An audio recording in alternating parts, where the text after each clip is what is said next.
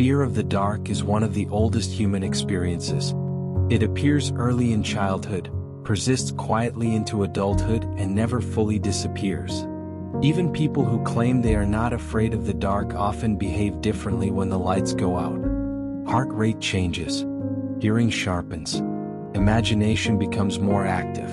This reaction is not accidental, and it is not a flaw. It is the result of how the human brain evolved, how it processes uncertainty, and how it predicts danger when information is limited. To understand why the brain creates fear in the dark, we need to begin with how the brain defines safety. The brain does not experience the world directly. It builds a model of the world using sensory input. Vision is the dominant sense for humans. More than half of the brain's sensory processing power is dedicated to visual information. When light is present, the brain receives constant updates about the environment. It knows where objects are. It detects movement. It identifies faces, edges, and depth. Darkness removes the stream of information. When visual input drops, the brain does not relax. It compensates. Other senses become more sensitive. Hearing becomes sharper. Touch feels exaggerated. Internal sensations become louder. At the same time, the brain increases prediction. Prediction is the brain's primary job. It constantly asks one question: what might happen next? In darkness, the answer becomes uncertain. Uncertainty is where fear begins. From an evolutionary perspective, darkness was never neutral. For most of human history, darkness meant vulnerability. Predators hunted at night. Vision was limited. Escape was harder. The brain learned that darkness increased risk. That lesson is still encoded in neural circuits today. This does not mean fear of the dark is learned behavior. It emerges naturally. Studies show that even infants display increased vigilance in low light. The amygdala, a brain region involved in threat detection, becomes more active when sensory information is reduced. The brain treats missing information as potential danger. If you cannot see clearly, the brain assumes something could be there. This assumption is not conscious. It happens automatically. Another key factor is ambiguity. The brain is uncomfortable with ambiguity. In bright conditions, ambiguous shapes can be quickly resolved. In darkness, ambiguity persists. A coat becomes a figure. A shadow becomes movement. A sound becomes intent. The brain fills in gaps. This is known as predictive completion. The brain prefers a wrong answer over no answer. From a survival standpoint, assuming danger was safer than assuming safety. This bias remains. Darkness activates that bias. There is also a strong connection between darkness and loss of control. Vision provides control. It allows planning, navigation, and anticipation. When vision is reduced, the brain feels less capable of responding. Fear increases when perceived control decreases. This is why fear in the dark intensifies when movement is restricted. Being alone, unable to see, and unable to escape amplifies the response. The brain stacks variables. Darkness alone may not trigger fear. Darkness plus isolation often does. Another important factor is memory. The brain does not separate real threats from imagined ones in the same way during low sensory input. Past fears, stories, and experiences become more accessible. Memory retrieval increases when external input decreases. This is why the mind becomes more active in the dark. The brain turns inward. Imagination becomes vivid. The boundary between thought and perception blurs slightly. This does not mean hallucination. It means increased internal simulation. The brain runs scenarios. This process is unconscious. The purpose is preparation. What if something is there? What would I do? These simulations feel real because the brain uses the same networks as real perception. Fear emerges from the simulation, not from an actual threat. This is why fear in the dark can feel intense even when nothing happens. The brain is responding to possibility. Another layer involves the circadian rhythm. As night approaches, the brain shifts chemistry. Melatonin increases. Alertness changes. Cognitive control slightly decreases. At the same time, emotional reactivity can increase. This makes fear responses more noticeable at night. The brain is transitioning states. It becomes more sensitive to threat cues. This sensitivity was adaptive. It allowed early humans to remain alert while resting. Even during sleep, the brain monitors the environment. Darkness heightens this monitoring. There is also a social component. Humans evolved in groups. Darkness often meant separation. Being alone at night increased risk. The brain associates darkness with vulnerability and abandonment. This association persists subtly. This is why fear in the dark often decreases when another person is present. Even silent presence reduces the response.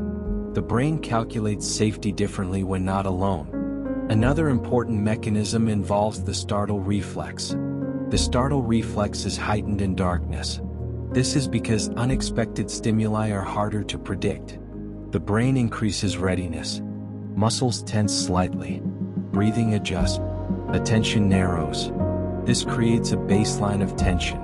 That tension is often interpreted as fear. The body prepares before the mind labels the feeling.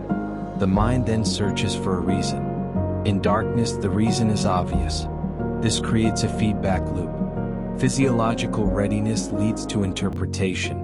Interpretation reinforces readiness. The loop sustains fear. Another factor is the role of cultural conditioning. Stories about monsters, danger, and the unknown often center on darkness. These stories do not create fear from nothing. They attach narrative to an existing bias. The brain already treats darkness as uncertain. Stories give shape to that uncertainty. This is why fear of the dark varies in content but not in presence. Different cultures imagine different threats. The reaction remains. Some theories suggest that fear of the dark is linked to the brain's threat detection system being over-inclusive. This system evolved to detect danger early. False alarms were acceptable. Missed threats were not. Darkness increases false alarms. The brain accepts this trade-off. Another theory involves sensory deprivation. Darkness is a mild form of sensory deprivation. Sensory deprivation increases internal noise. The brain amplifies internal signals.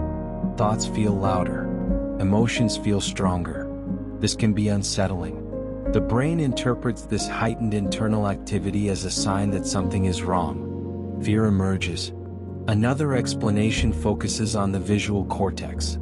In low light, the visual cortex increases gain. It amplifies weak signals. This amplification increases noise. Random visual artifacts appear. Shadows shift. Movement is perceived where none exists.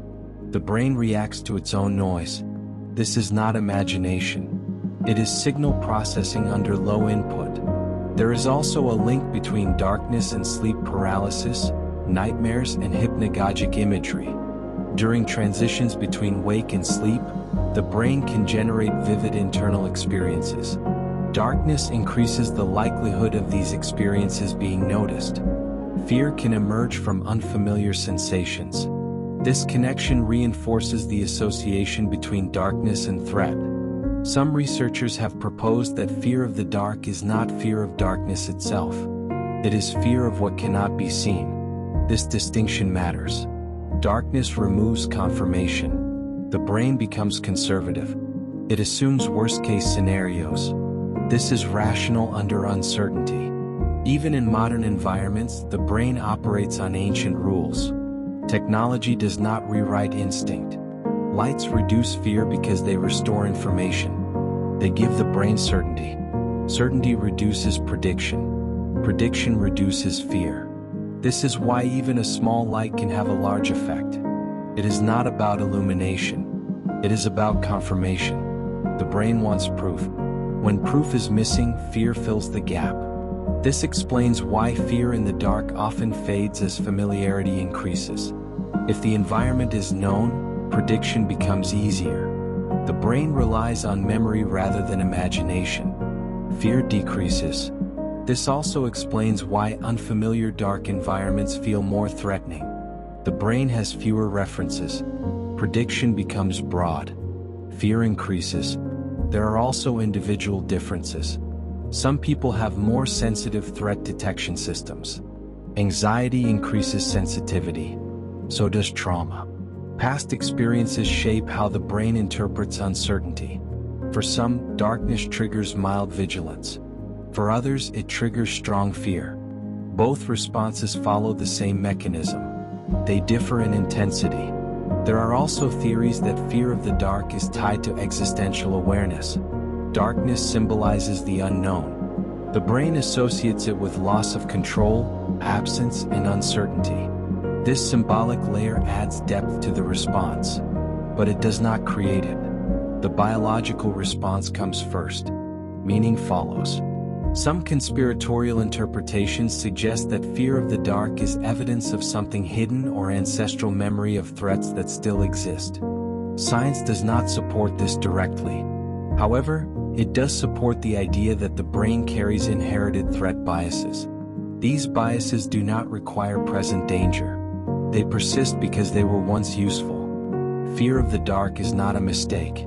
It is a legacy. As the night continues, the brain does not attempt to eliminate fear. It regulates it. If fear becomes overwhelming, it interferes with rest. The brain balances vigilance and relaxation. This balance shifts with context. A safe, familiar environment reduces fear. An unfamiliar one increases it. This balance is dynamic. It changes with mood, fatigue, and stress. Understanding this does not eliminate fear, but it explains it.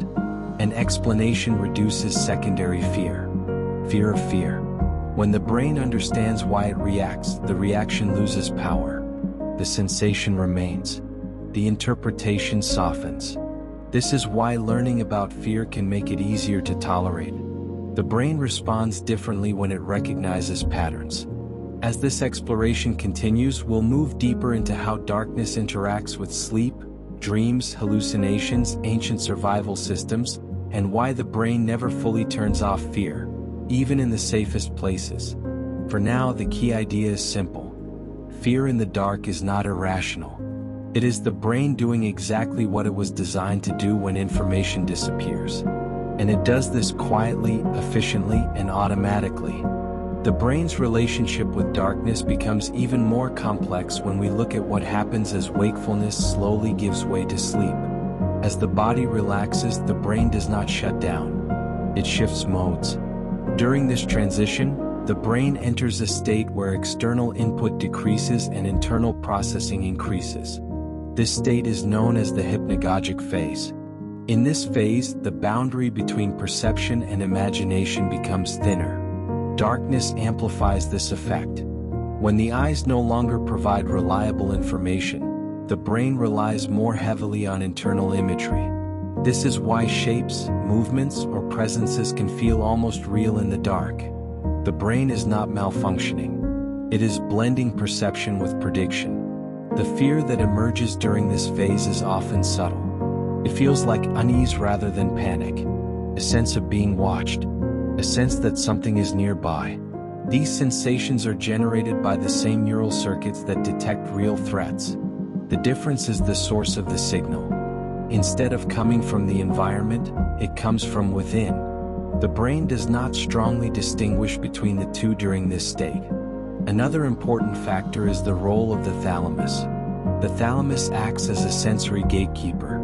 As sleep approaches, it begins to reduce the flow of sensory information to the cortex. This is necessary for sleep. But reduced input increases uncertainty. The cortex receives fewer signals.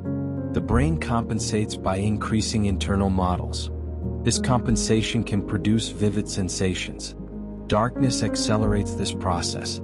It removes visual input earlier and more completely. This can make the hypnagogic phase feel more intense. Fear can arise from this intensity, not because of danger but because of unfamiliarity. The brain reacts strongly to unfamiliar internal states. Throughout evolution, unfamiliar sensations often signaled illness or injury. The brain learned to treat novelty with caution. In the dark, internal novelty increases. caution becomes fear. Another layer involves the autonomic nervous system. Darkness slightly shifts balance toward the sympathetic branch. This branch prepares the body for action. Heart rate may increase. Breathing becomes shallower. Muscle tone increases. These changes are small but noticeable. The brain monitors the body. When it detects arousal, it seeks an explanation. In darkness, the explanation becomes threat. This is not a conscious process. It is automatic pattern matching. The brain says something is wrong, then asks what might be wrong. Darkness provides the answer. There is also the role of attention. In daylight, attention is outward. In darkness, attention turns inward. This inward focus amplifies thoughts and sensations. The brain notices things it normally filters out. Small sounds become meaningful. Minor bodily sensations become signals. The brain interprets these signals using its threat framework. Fear emerges not from the stimulus, but from interpretation. This is why fear in the dark often feels irrational. The stimulus is small. The reaction is large. The brain is operating on incomplete data. Another important factor is memory consolidation. At night, the brain begins processing memories. This includes emotional memories. Old fears, unresolved experiences, and emotionally charged memories can surface. Darkness does not cause these memories. It provides the conditions for them to emerge. When emotional memory networks activate, the amygdala becomes more responsive. Fear becomes easier to trigger.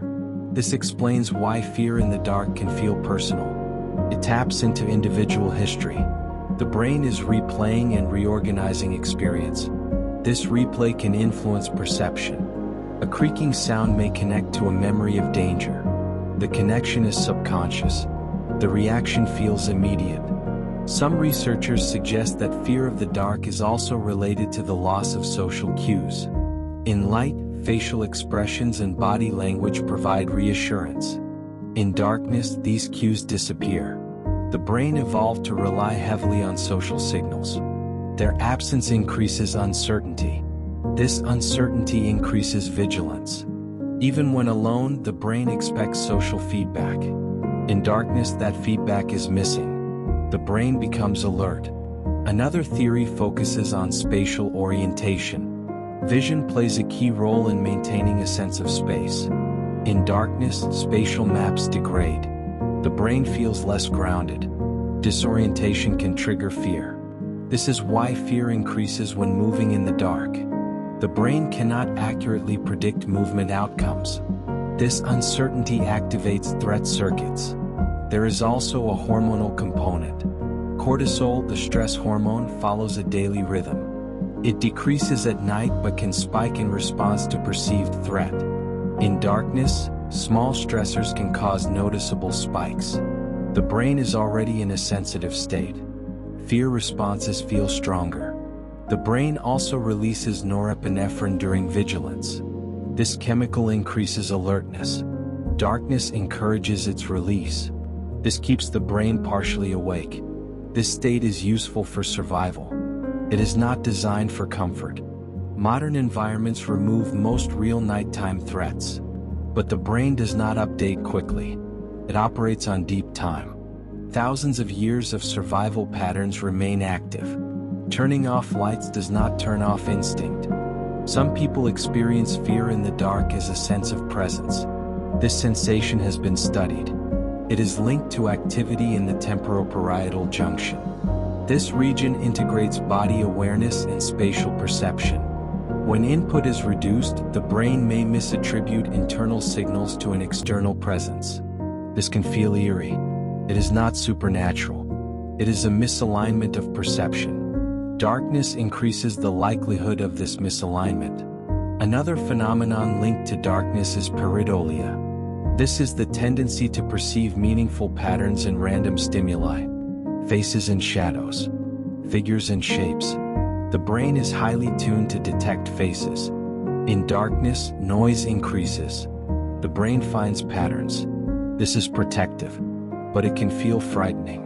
The brain would rather imagine a face than miss one. This bias explains many dark-induced fears. There is also a link between darkness and loss of time perception. Without visual cues, the brain loses track of time. This can make moments feel longer. Fear feels prolonged. The experience becomes more intense. The brain does not have external markers to regulate internal pace. This distortion contributes to unease.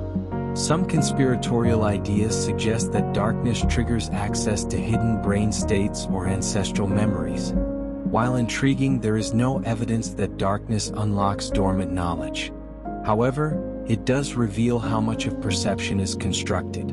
Darkness shows the brain its own machinery. This can feel unsettling. We are used to trusting our senses. In darkness, that trust weakens. Fear arises from the realization that perception is not absolute. Another explanation involves control of eye movements. In darkness, eye movements continue even without visual targets. The brain expects feedback. When it does not receive it, prediction errors increase. Prediction errors activate alert systems. Fear is one outcome. The brain interprets mismatch as potential danger. Another layer involves learning. Repeated exposure to safe darkness reduces fear. The brain updates its predictions. This process is called extinction learning. Fear responses fade when not reinforced. However, complete extinction rarely occurs. The brain keeps a minimal response, just in case. This is why fear of the dark never fully disappears. It remains dormant. The brain is conservative. Better to be slightly afraid than unprepared. This is not weakness. It is efficiency. As we move further into understanding this phenomenon, we'll explore how fear of the dark connects to nightmares, cultural myths, altered states, and why the brain sometimes creates fear even when logic says there is none. Nightmares offer one of the clearest windows into how fear and darkness are linked inside the brain. During sleep, especially REM sleep, the brain becomes highly active while the body remains still. In this state, the brain generates vivid internal worlds. These worlds often contain threat. This is not random. The brain uses dreams to simulate danger. This idea is known as the threat simulation theory. According to this theory, dreaming allows the brain to rehearse responses to danger in a safe environment. Darkness plays a role even here. Most dreams occur in environments with limited visibility. Shadows, night scenes, enclosed spaces. The brain repeatedly places itself in conditions of uncertainty. This repetition strengthens survival responses. Fear in dreams is not a malfunction. It is practice. When you wake up in darkness after a nightmare, the boundary between dream and reality can feel thin. The brain is still partially in simulation mode. Fear lingers. Darkness provides no immediate evidence that the threat is gone. The fear response continues. This is one reason fear of the dark can feel stronger after waking suddenly at night. The brain needs time and information to reorient. Another phenomenon connected to darkness is sleep paralysis. During sleep paralysis, the brain wakes before the body. Muscles remain inhibited. Movement is impossible. Vision may be limited or distorted. The brain attempts to explain immobility. It often generates a threatening presence. This experience has been reported across cultures for centuries. Darkness is almost always present. The lack of visual information allows the brain to fill in gaps with fear-based imagery. The amygdala is highly active during sleep paralysis. The prefrontal cortex, which regulates fear, is less active. Fear feels overwhelming. The experience can leave a lasting association between darkness and danger. Even without paralysis, brief awakenings at night can trigger fear. The brain is disoriented. Sensory input is low. The threat detection system is still partially active. Darkness becomes a canvas for fear. Cultural myths about night creatures and shadow beings likely originated from these experiences. The brain seeks explanation. Stories form. The fear becomes externalized. Over generations, these stories reinforce the association between darkness and threat. Another important concept is the default mode network. This network becomes more active when the brain is not focused on external tasks. At night, this network dominates. It processes self-relevant information. Thoughts about safety, identity, and existence emerge.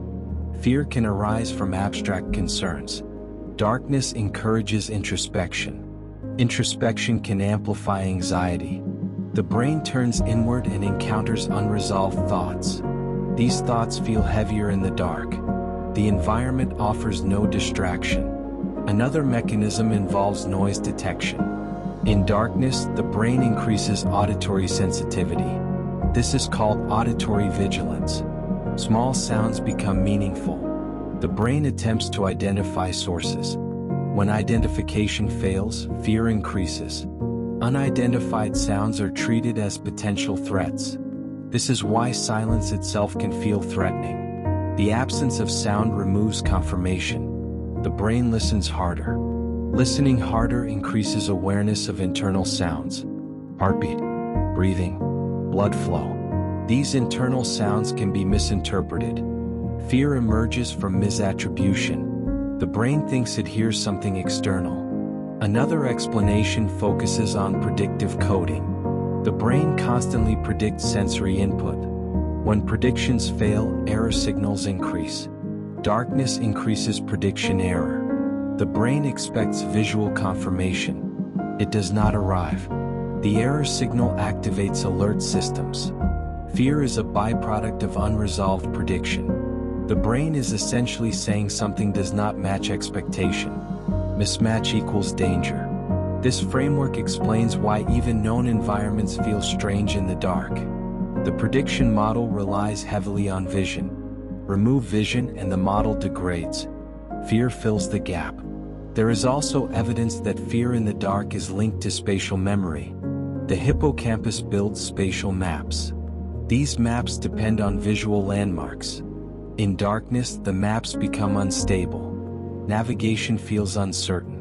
Uncertainty activates the amygdala. The brain responds with caution. Caution feels like fear.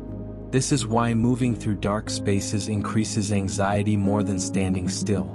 The brain must predict movement outcomes. Prediction is harder without visual landmarks. Another layer involves childhood development. Children rely heavily on caregivers for safety. At night, separation increases. Darkness becomes associated with vulnerability. Even as adults, this association lingers. The brain retains early patterns. This does not mean fear of the dark is childish. It means it is foundational. Some neuroscientists propose that fear of the dark is one of the earliest fear circuits to develop. It prepares the brain for future threats. It becomes a template. Other fears build upon it. Fear of the unknown. Fear of isolation. Fear of loss of control. Darkness combines all three. This makes it uniquely powerful. Modern lighting reduces exposure to darkness. This may actually preserve fear. The brain does not get enough safe exposure to update predictions. Occasional darkness feels unfamiliar. Fear remains. Those who regularly experience darkness often report reduced fear. Familiarity reduces uncertainty. The brain learns. However, even with familiarity, a baseline response remains. The brain never fully disables the circuit. Another interesting finding involves personality traits. High openness to experience can reduce fear of the dark. High neuroticism can increase it. These traits influence how the brain interprets uncertainty. But they do not eliminate the response. They modulate it. Some theories explore the idea that fear of the dark is linked to awareness of mortality. Darkness symbolizes absence. The brain associates absence with loss. This existential layer can amplify fear, especially during quiet moments. The brain confronts questions without distraction. Fear becomes diffuse, not focused on a specific threat, just a feeling. This feeling can be unsettling. Another factor is control over lighting. Fear decreases when the individual controls the light. Control reduces threat. Even if darkness remains, knowing you can change it alters brain response. This highlights how much fear is about agency, not just environment. The brain cares deeply about options. Options equal safety. As we continue, we will explore how fear in the dark connects to imagination, creativity, altered states, and why some people find darkness comforting rather than frightening. The same mechanisms can produce different experiences. Fear is one possible outcome. Curiosity is another. For some people, darkness does not produce fear at all. It produces calm. This difference reveals something important about the brain. The same mechanisms that create fear can also create comfort. It depends on interpretation. When darkness removes stimulation, the brain has fewer external demands. For some nervous systems, this reduction feels safe. For others, it feels uncertain. The difference often lies in how the brain learned to associate darkness early in life. If darkness was paired with safety, rest, and predictability, the brain may relax. If darkness was paired with unpredictability or threat, the brain may remain alert. The brain is a learning system. It updates associations constantly. However, early patterns are especially strong. They shape how uncertainty is interpreted. Another factor is imagination. Imagination is not inherently fearful. It is generative. In darkness, imagination becomes more active. For some, this leads to creativity. For others, it leads to threat scenarios. The content of imagination matters. The brain does not choose randomly. It selects patterns based on emotional history. If the brain has stored fear-related memories, those memories surface more easily in low-stimulation environments. Darkness becomes a mirror. It reflects what is already inside. This is why fear in the dark can feel deeply personal. It is not just about the environment. It is about the internal landscape. Another important point is that fear in the dark often decreases with age. Not because the brain stops reacting, but because experience provides evidence. The brain learns that darkness usually passes without incident. Prediction improves. Fear decreases. However, under stress, fatigue, or illness, fear can return. The brain reverts to older patterns when resources are low. This is why fear of the dark can reappear during difficult periods. The brain becomes conservative again. Another layer involves the vestibular system. This system controls balance and orientation. In darkness, vestibular input becomes more important. If the system is slightly unstable, dizziness or disorientation can occur. The brain interprets this as danger. Fear follows. This is why some people feel uneasy in dark, enclosed spaces. The brain struggles to orient. Uncertainty increases. Another mechanism involves attention narrowing. Fear narrows attention. In darkness, attention narrows preemptively. The brain focuses on potential threats. This reduces awareness of safety cues. The absence of safety cues reinforces fear. This loop can persist.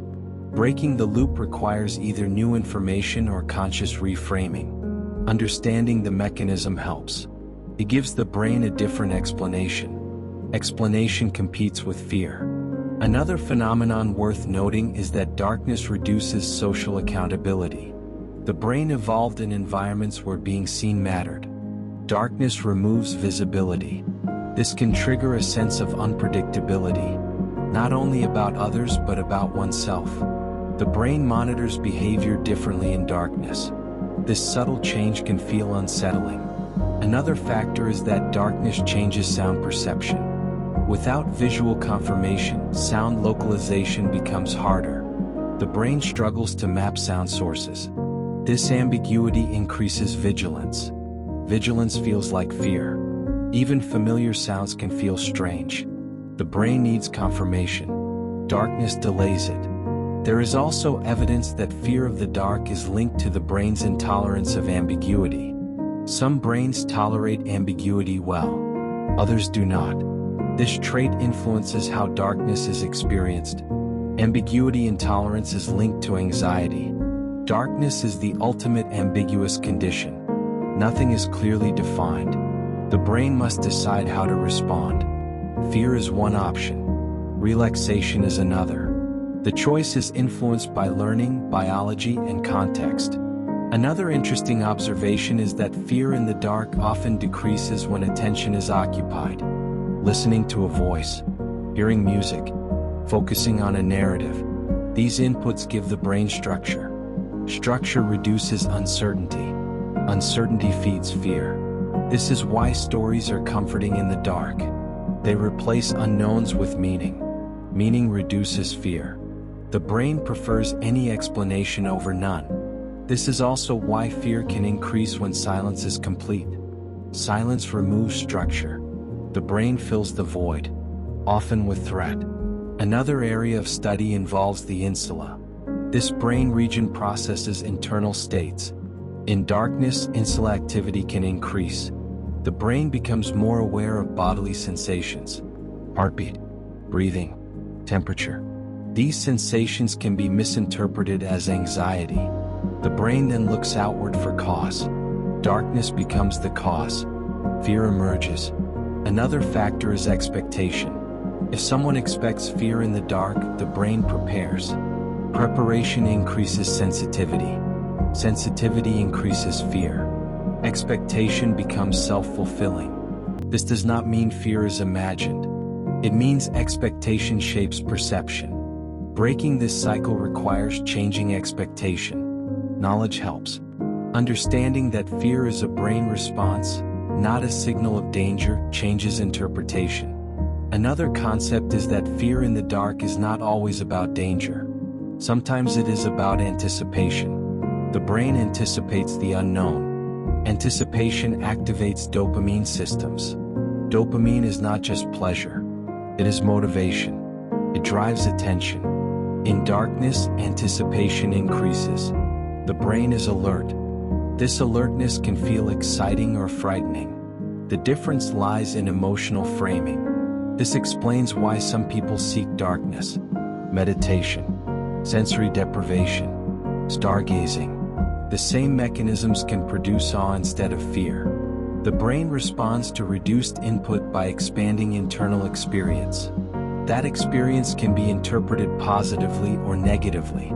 Another theory suggests that fear in the dark is related to the brain's inability to fully shut down threat monitoring. Even during sleep, the brain scans. Darkness keeps the scanner active. The brain never fully rests. This is why deep sleep requires a sense of safety. The brain must trust the environment. Darkness alone does not prevent sleep. Uncertainty does. As safety increases, fear decreases. As fear decreases, sleep deepens. This relationship is bidirectional. Poor sleep increases fear. Fear worsens sleep. Understanding this loop is important. Fear in the dark is not a single reaction. It is a system. A network of sensory processing, memory, prediction, emotion, and learning. Each piece contributes. Remove one piece and the system changes. But it never disappears entirely, because the brain values survival over comfort. As we approach the final stretch of this exploration, we'll bring together these ideas and look at what fear in the dark ultimately teaches us about the human brain. When all of these pieces are placed together, fear of the dark begins to look less like a flaw and more like a feature that has outlived its original environment. The brain did not evolve for modern safety. It evolved for uncertainty. Darkness was one of the strongest signals of uncertainty our ancestors faced. The brain learned to treat it seriously. That learning persists. Even when logic says there is nothing to fear, the brain does not operate on logic alone. It operates on probability. And in the absence of information, probability favors caution. This is why fear in the dark often appears without a clear object. There is nothing to point to. No specific threat, just a feeling. That feeling is the brain preparing for what it cannot see. Another important realization is that fear in the dark is not constant. It rises and falls. It peaks during transitions, turning off the light, waking suddenly, entering an unfamiliar space. Once the brain gathers information, fear decreases. Even minimal information can help. A familiar sound, a remembered layout, a trusted routine. the brain stabilizes. This shows how dependent fear is on uncertainty, not darkness itself. Darkness is only the trigger. Uncertainty is the engine. Another point often overlooked is that fear in the dark does not require belief. Even people who intellectually understand there is no danger can feel it. This highlights the difference between knowledge and neural response. The brain's threat system operates below conscious reasoning. It is fast. It is automatic. It evolved to act before thought. Trying to think fear away rarely works. Understanding it does. Understanding reframes the experience. Instead of asking what is wrong, the brain learns to ask why this response exists. That shift changes interpretation. Interpretation changes emotional intensity. Over time, the brain updates its predictions. Fear softens. It never fully disappears, but it becomes quieter. Another important insight is that fear in the dark often signals fatigue. When the brain is tired, regulation decreases. The prefrontal cortex becomes less active. The amygdala becomes more influential. Fear responses increase. Darkness coincides with fatigue. The brain is more reactive. This is not coincidence. It is physiology. This is why fear feels stronger late at night.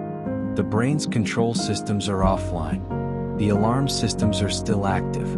Another connection is to imagination and creativity. Many creative ideas emerge in darkness. This is not accidental. Darkness frees the brain from external constraint. The same freedom that allows creativity also allows fear. The brain explores possibilities. Some are positive, some are threatening. Which ones appear depends on emotional state. This dual nature explains why darkness has been associated with both fear and insight throughout history. Darkness is where the brain turns inward. Another concept is that fear in the dark teaches the brain about boundaries. The limit of perception, the limit of control, the limit of certainty. These limits are uncomfortable, but they are real. Darkness reveals them. The brain reacts. Fear is one response. Acceptance is another. With experience, acceptance becomes more likely. The fear response becomes less dominant. Another important aspect is that fear in the dark is rarely dangerous. It is uncomfortable but not harmful. The body is capable of experiencing fear without consequence. The sensation rises, peaks, it falls. The brain learns this pattern. Repeated safe exposure reduces intensity. This is how fear extinguishes naturally, not by avoidance, by experience. Avoidance reinforces fear. Experience recalibrates it. Understanding this helps explain why fear of the dark persists in people who avoid darkness. The brain never updates its predictions. The fear remains hypothetical. Hypothetical fear is often stronger than real fear. Another observation is that fear in the dark often fades when attention is anchored. Listening to a calm voice, following a story, breathing steadily. These anchors provide structure. Structure reduces uncertainty. The brain relaxes. This is not distraction. It is regulation. The brain uses input to stabilize itself. This is why human voices are particularly effective. The brain evolved to associate voices with safety. Even without seeing the person, sound becomes confirmation. The unknown becomes known. Fear decreases. Another reflection is that fear in the dark is deeply human. It appears across cultures, across ages, across history. This universality suggests a shared neural origin. It is not a personal weakness. It is a common inheritance.